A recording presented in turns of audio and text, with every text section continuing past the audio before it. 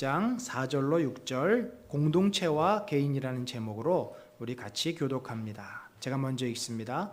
너를 위하여 새긴 우상을 만들지 말고 또 위로 하늘에 있는 것이나 아래로 땅에 있는 것이나 땅 아래 물속에 있는 것의 어떤 형상도 만들지 말며 그것들에게 절하지 말며 그것들을 섬기지 말라. 나 내 하나님 여호와는 질투하는 하나님인즉 나를 미워하는 자의 죄를 갚되 아버지로부터 아들에게로 3-4대까지 이르게 하거니와. 같이 읽습니다. 나를 사랑하고 내 계명을 지키는 자에게는 1000대까지 은혜를 베푸느니라. 아멘.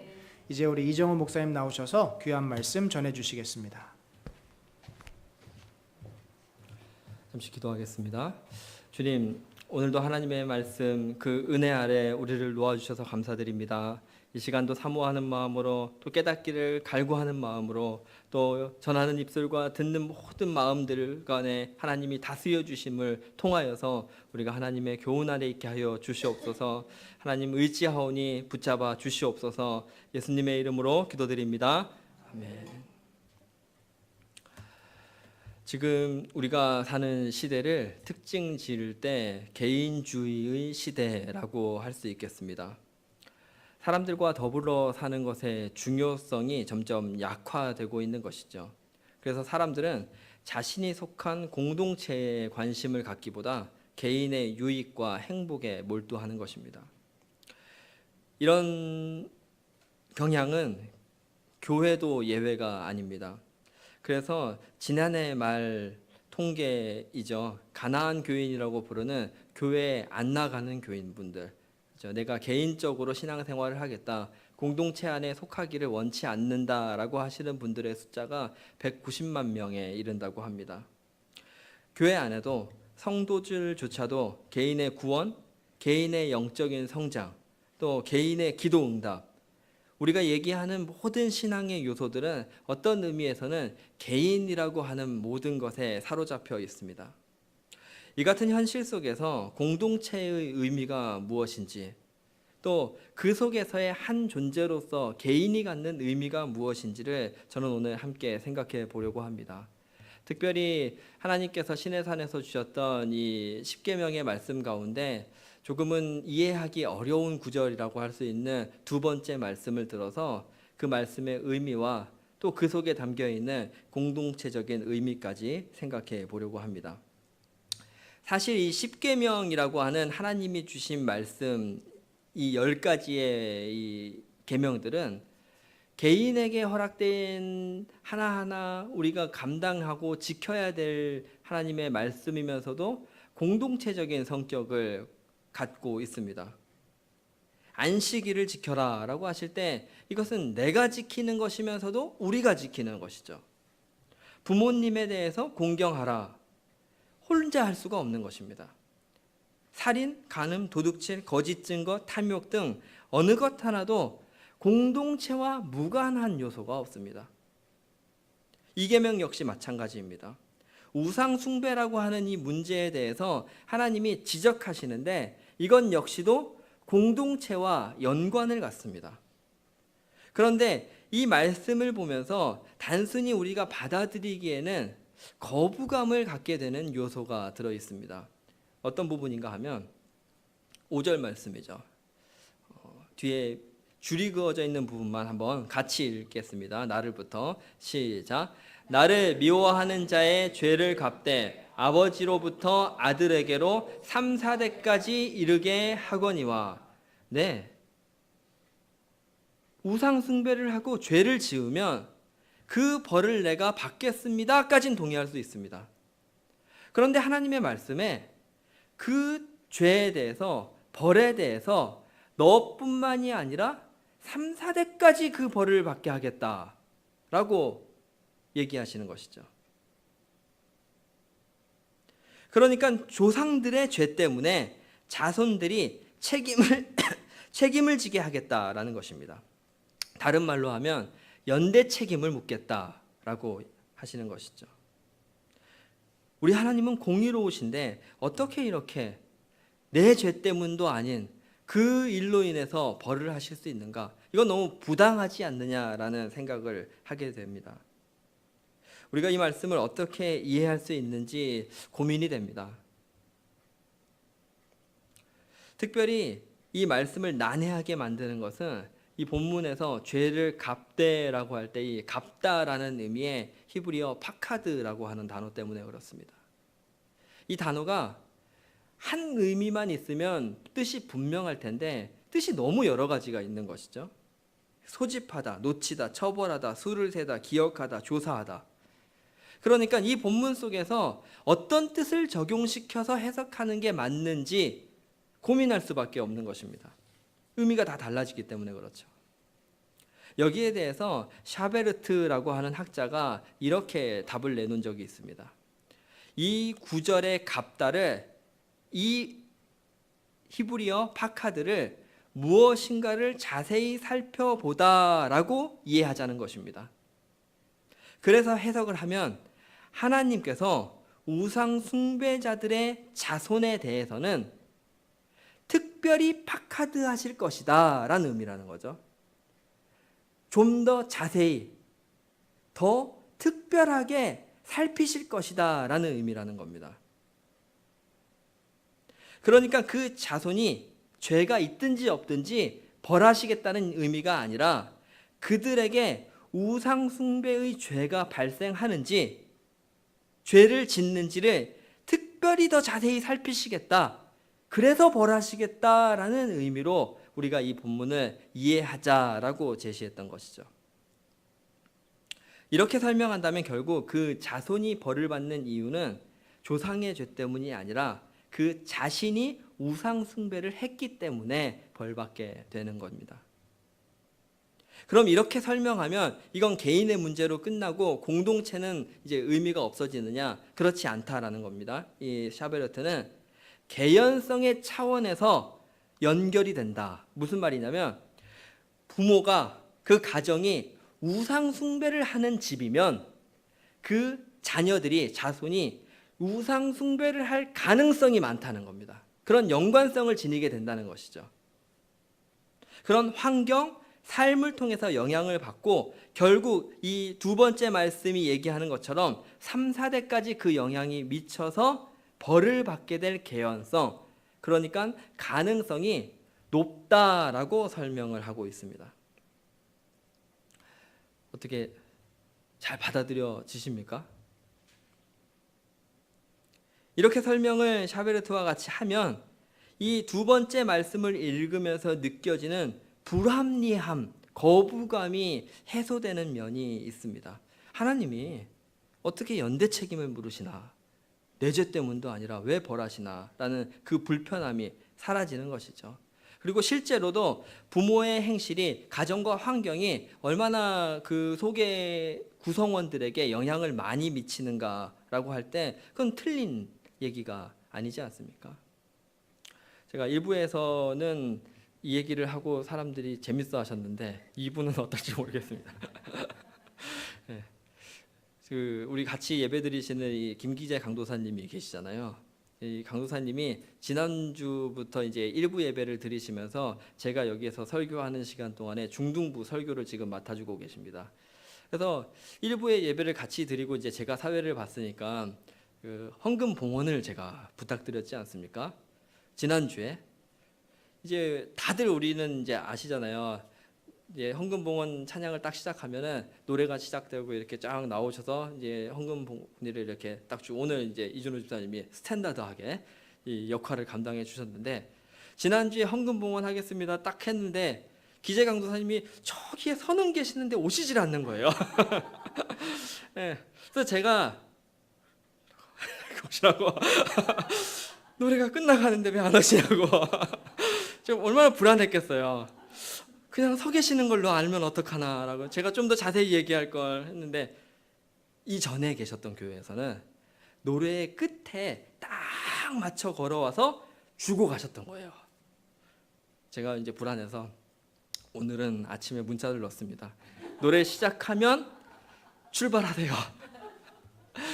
근데 이게 또 미스가 생겨서 전주를 넣었는데 벌써 오셔서 이제 노래가 하기 전에 벌써 가버리신 거예요. 그래서 제가 앉아서 이제 오늘 아침에는 그 시간에 사면은 지금 2부 때처럼 목사님이 봐주셨거든요. 앉아서 이게 정말 겪어온 게 다른 게 이렇게 큰 차이를 나는구나 이렇게 생각을 했죠. 그래서 분명해요. 우리가 뭘 겪냐에 따라서 어떤 생각과 어떤 바탕에서 우리가 생각을 정리하냐, 결정을 내리냐는 분명히 영향을 미칩니다. 제가 예전에 저희 아내가 다녔던 교회 송구영신 예배를 드린 적이 있었는데 저희는 또박또박 사도신경을 읽지 않습니까?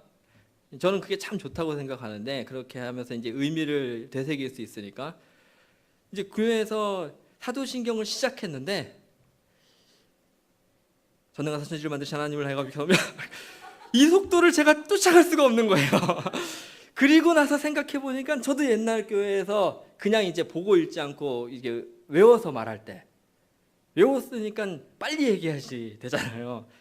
근데 문화라는 건 무섭습니다. 그 얼마나 박자가 정확한지 서로 이게 딱 끊어지고 시작하고 정서가 있는 것이죠. 영향을 미치는 것이죠. 그러니까 우리가 어떤 환경과 조건에서 사냐 이것은 부인할 수 없는 영향력이 있다라고 말할 수밖에도 없겠습니다. 분명히 이제 인정해야 되는 부분이죠. 그런데 그렇다고 해서 그런 영향과 그런 의미를 그대로 가져와서 이 두 번째 말씀에 적용하자고 보니까 문제가 생긴다는 겁니다. 어떤 문제가 생기냐? 그럼 하나님께서 시내산에서 자신의 백성들에게 가장 중요하다고 생각하신 10가지의 말씀을 주셨는데 순서상도 두 번째인데 그 말씀이 있을 수도 있고 없을 수도 있다는 얘기의 말씀을 주셨냐? 개연성이란 건 그거잖아요. 발생하기도 하고 그렇지 않을 수도 있다는 거잖아요. 아무리 선하고 착하고 훌륭한 사람이지만 그의 자손 가운데는 악한 모습이 발생하기도 하잖아요. 반대로 알코올 중독이고 가정이 깨어지고 집안에 불화가 있고 다툼이 있어도 정상적으로 세상 가운데서 자신의 역할을 잘 감당하면서 넉넉하게 그걸 극복하는 아무렇지도 않게 삶을 살아가면서 오히려 선한 영향력을 미치는 사람이 존재한다는 것이죠.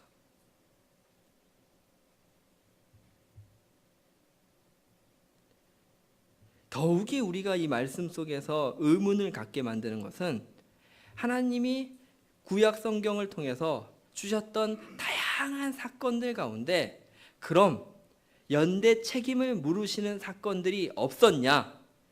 이 두 번째 말씀은 그렇게 넘어간다고 쳐도 다른 본문들에는 그럼 없냐라고 했을 때 너무 많이 그런 사건들이 존재하는 것이죠. 민수기 16장 27절을 보면 다단과 아비람이 모세를 대적했다는 것 때문에 처자들과 유아들이 하나님 앞에 징계를 받고 땅이 삼켜서 죽임을 당하게 됩니다. 여호수아 7장에는 아간이 하나님이 다 없애라고 하신 바쳐진 물건을 범하죠. 그래서 이스라엘 백성 전체에게 하나님이 진노하십니다. 결과로 아간의 모든 가족이 아들과 딸이 심판을 받게 됩니다. 사무엘하 12장에는 다윗과 밧세바 사건이 들어있습니다. 그 불륜의 사건으로 인해서 정작 벌을 받는 것은 그로 인해 태어난 아이입니다. 이것을 우리가 어떻게 이해해야 되는 것이냐? 열왕기상 14장에 보면 여로보암이 베델과 단에 금송아지를 만들고 백성들로 하여금 우상 숭배를 하게 만듭니다. 그래서 하나님이 진노하셨죠. 그리고 벌을 내리십니다. 재앙을 내리시죠. 여로보암에게 속한 모든 사내가 죽게 만드시는 것입니다. 그런데 이 징계를 당한 대상 가운데 여로보암의 아들 아비야가 있었습니다. 열왕기 저자는 이 아비야에 대해서 뭐라고 설명하냐? 그가 이스라엘의 하나님 여호와를 향하여 선한 뜻을 품었은 자. 그럼에도 불구하고 아버지 여로보암의 죄 때문에 병들어 죽어 재앙을 당하였다 라고 성경은 얘기하고 있습니다. 이 같은 말씀들을 통해서 우리가 알 수 있는 것이 무엇입니까? 성경에 하나님께서 주신 이 땅 가운데에서의 원리가 있는데, 한 개인이 죄를 짓고 그 결과로 인해서 벌을 받게 된다. 그런데 이것만 있는 것이 아니라 또 하나의 원리는 공동체가 연대적으로 그 책임을 감당해야 하는 연대성의 원리가 존재한다는 것입니다. 제가 자꾸 죄, 재앙, 벌 이런 얘기를 드려서 그렇지, 오늘 본문 같이 읽으신 말씀에는 축복 또한, 그죠? 이 계명을 지켰을 때 하나님이 주시는 복 또한 천대까지 베푸시겠다라고 하는 같은 원리를 하나님께서 말씀하십니다. 또 앞서서 그 학자의 견해를 들어서 이 갑다를 조사하다, 면밀히 보다로 파악했다고 말씀드렸는데, 오히려 성경의 용례들을 보면 그냥 우리 한글 성경이 얘기한 것처럼 갑다라는, 벌하다라는 말이 더 적합하다는 것을 볼 수 있습니다. 호세아 1장 4절입니다. 뒤에 후반절에 보시면 예후의 집에 갚으며 이스라엘 족속의 나라를 패할 것이다. 그러니까 갚다라는 말과 패하다는 말이 병행이 되는 것이죠. 같은 의미로 쓰이는 겁니다. 호세아 4장 9절에 보면 벌하다는 말과 또 갚다라는 말이 병행으로 쓰입니다. 그러니까 하나님의 말씀을 읽으면서 우리가 적용해 볼 수 있는 것은 자세히 살펴보다라고 하는 아까 말씀드렸던 그 견해보다도 오히려 벌을 내린다라고 하는 우리 한글 성경의 번역이 또 그런 의미에서 우리가 이해하는 것이 더 적합하다는 것을 알 수 있습니다. 가만히 제가 이 말씀을 살펴보고 이해하면서 이런 생각이 들었습니다. 오늘 본문의 이 연대 책임의 문제뿐만이 아니라 우리가 성경을 읽다 보면 내가 이미 가지고 있는 개념, 더 맞고 합당하다고 생각하는 그 개념들과 성경이 얘기하는 것이 달라서 충돌을 일으킬 때가 있습니다. 저희가 어제 창조 진화 세미나를 진행했는데 이 세미나를 통해서 나누게 된 이야기도 어쩌면 동일한 것입니다. 성경에 명확히 적혀 있는 하나님께서 이 세상을 어떻게 시작하셨는지, 어떤 경과를 거쳐서 만들어 가셨는지에 대해서 주셨던 말씀과 지금 시대의 과학이, 그리고 우리가 합리적으로 받아들일 수 있는 어떤 내용들이 충돌하는 것이죠. 그리고 그것을 받아들일 수 있도록 바꾸어 보려고 하는 시도가 결국에는 진화라고 하는 데까지 이른 것은 아닌가 생각해 보게 되었습니다. 다시 돌아와서 오늘 본문에서 결론적으로 이 두 번째 말씀을 통해서 하나님께서는 우상 숭배를 하면 그 자손들에게까지 책임을 물으시겠다, 연대 책임을 물으시겠다라고 하는 의미를 밝혀 주셨습니다. 그리고 그렇지 않을 때, 그 계명을 지킬 때는 천대까지 복을 내리시겠다라고 하나님께서 그 원리를 말씀해 주신 것이죠. 그럼 이렇게 또 생각해 볼 수 있습니다. 그렇게 연대 책임을 물으신다고 조상들의 어떤 행실을 연이어 생각한다고 하셨으니 내가 죄 지으면 나의 자손은 이제 큰일 났구나 생각하고, 내가 이제 잘하면 나의 자손은 이제 잘 풀리겠구나 이제 생각을 할 수 있겠죠. 근데 그렇지가 않습니다. 제가 이제 이 두 번째 계명을 언급하면서 계속 이 원리다라고 계속 강조해 드리려고, 표현하려고 애를 썼는데, 십계명이라고 이제 우리가 부르는 이 호칭 때문에 이것을 마치 법과 같이 여기기가 쉽습니다. 그런데 사실 이 하나님께서 시내산에서 이 말씀을 주셨을 때 이것은 다바르라 그래서 말씀들, 그러니까 어떤 판결을 내리는, 가부를 묻고 옳다 아니다를 분명하게 선고하는 법조항이 아닌 것이죠. 하나님께서는 오히려 이 말씀들을 통해서 자신의 의지를, 어떻게 하나님께서 자신의 백성들을 끌고 가실 것이고 너희가 무엇을 중요하게 생각해야 되느냐라고 하는 원리를 밝히시는 어떤 말씀들이라는 것이 좀 더 십계명을 바르게 접근하는 태도입니다. 만약에 이게 법조항이었다면 우리가 아는 유다 왕 아하스는 아주 심각한 우상 숭배자이지 않습니까? 그런데 그의 아들이 히스기야입니다. 이게 법조항이었다면 히스기야는 벌을 받아야겠죠. 그런데 히스기야는 저와 여러분이 모두 아는 것처럼 경건한 왕, 하나님의 보호와 도우심을 받았던 왕이었습니다.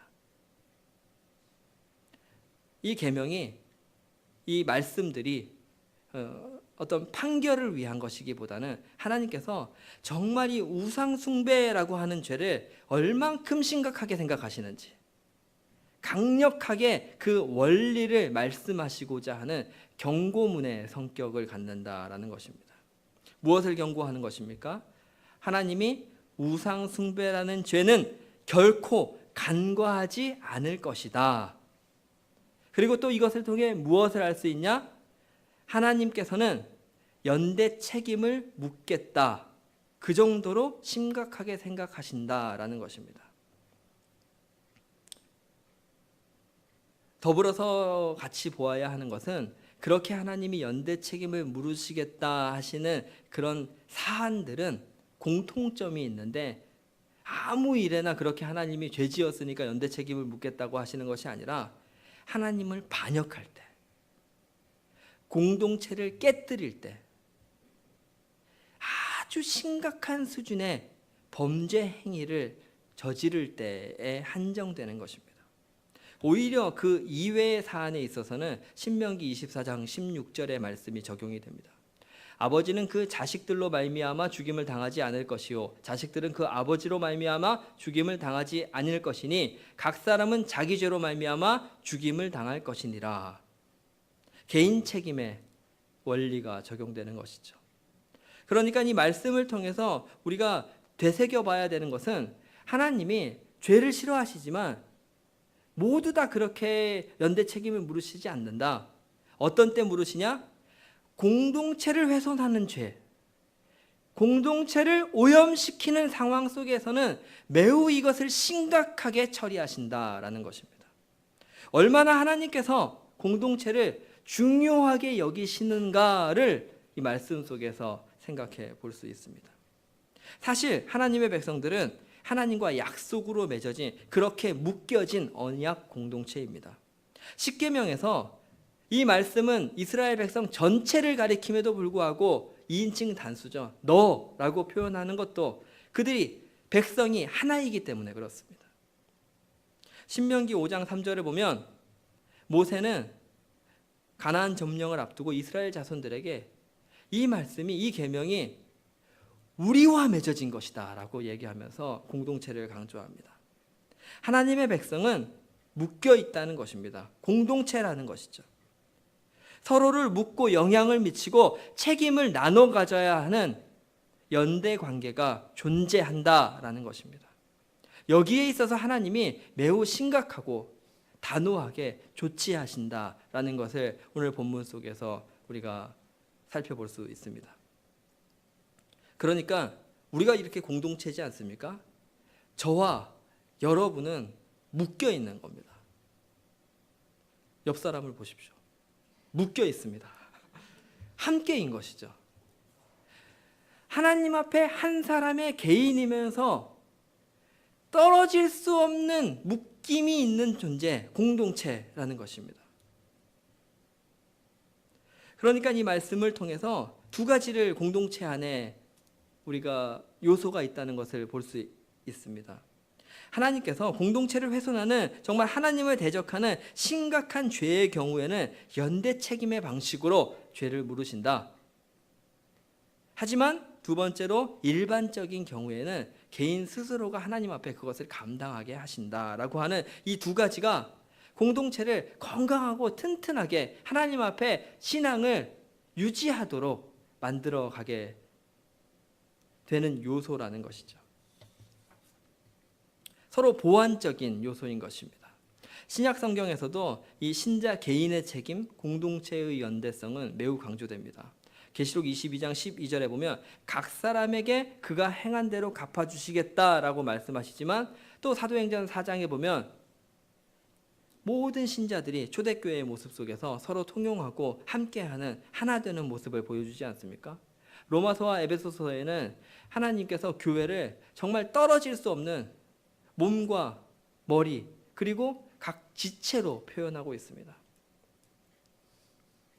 또 에베소서 2장 22절은 이렇게 설명합니다. 우리 같이 한번 이 말씀 읽겠습니다. 시작.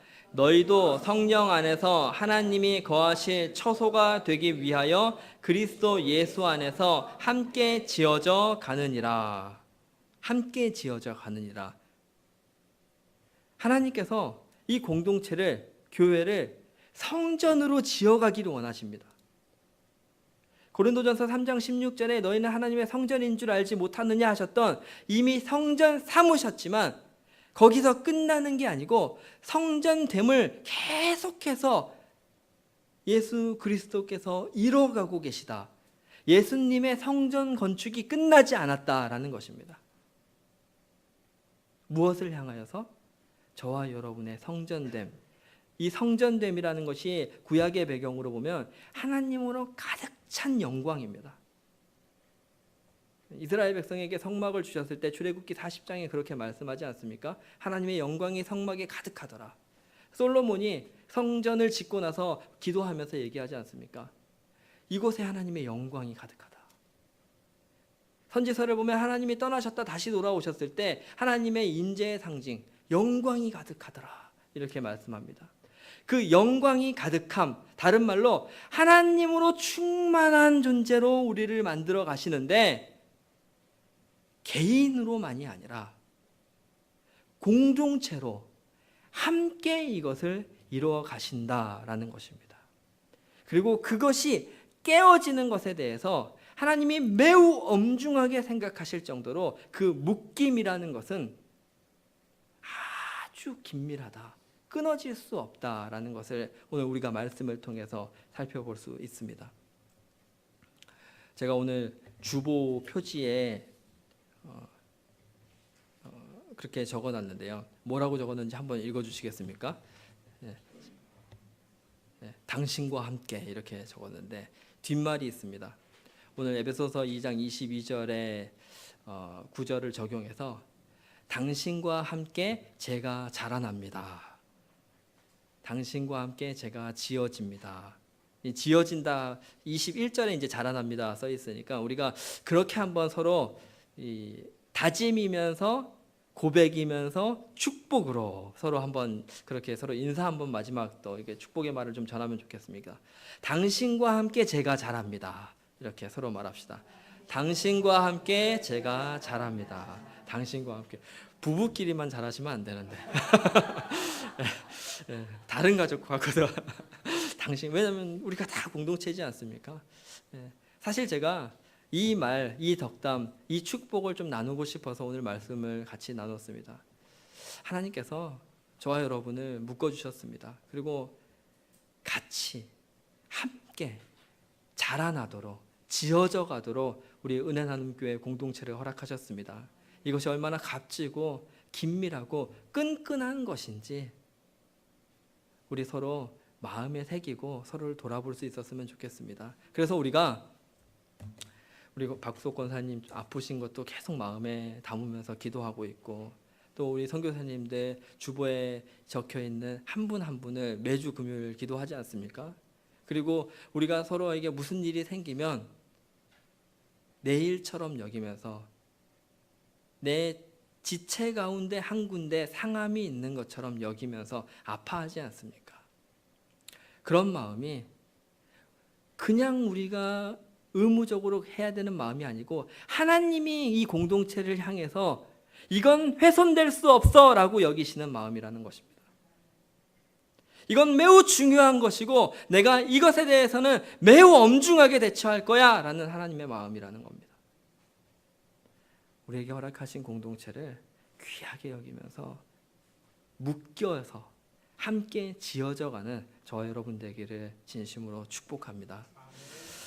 우리 같이 말씀의 이어서 이 찬양을 한번 고백하면 어떨까 합니다.